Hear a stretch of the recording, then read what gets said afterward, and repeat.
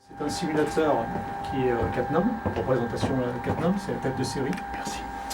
Donc il y a une petite différence par rapport à nos gens, mais qui sont traitées. C'est-à-dire que quand un stagiaire vient sur simulateur, il connaît les différences entre le simulateur et sa salle de commande. Donc si on vous représente la salle de commande, je vous ai fait le schéma là qu'on voit. Vous avez une partie, ce que j'avais mis en vert, qui est plus la partie primaire. D'accord ?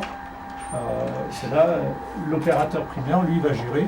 Donc la partie primaire, on va retrouver quoi?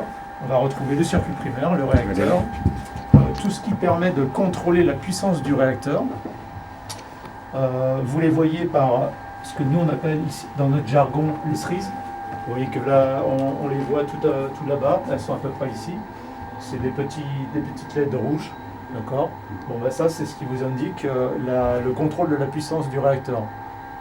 Vous remarquez qu'actuellement, elles sont quasiment toutes tout en bas.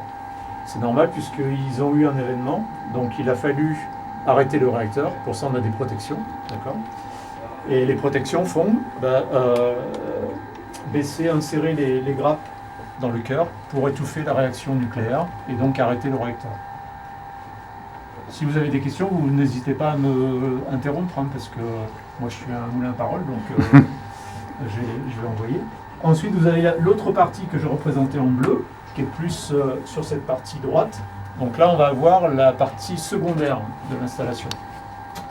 Vous avez en dessous de là où il y a l'heure et les 4 zéros, vous avez une schématique, une signalisation qui vous représente la turbine. Donc là, c'est toute la partie secondaire. On voit 0040 MW, là c'est parce qu'ils ont eu un événement, donc ils ont arrêté l'installation, donc on ne produit plus sur le réseau. Voilà pour la partie secondaire. Donc l'opérateur qui gère plus la partie secondaire, il va avoir la turbine et le générateur de vapeur. Générateur de vapeur, c'est quoi? On a de l'eau qu'on réchauffe. Je vous ai fait le petit schéma là que M. Garrigue vous a montré tout à l'heure. On a une source de chaleur qui est le réacteur. D'accord. Donc là, on va chauffer une eau, qui est le circuit vert. D'accord. Mais par contre, si je la chauffe cette eau-là et que je fais rien, ça va s'empirer. D'accord. Donc l'énergie que je transmets à cette eau verte, je la transmets à un autre circuit, qui est le circuit secondaire. D'accord. Donc je vais aller réchauffer l'eau qui est dans ce bidon bleu. Cette eau, elle va se chauffer, et on va créer de la vapeur. Vapeur qui va venir faire tourner une turbine.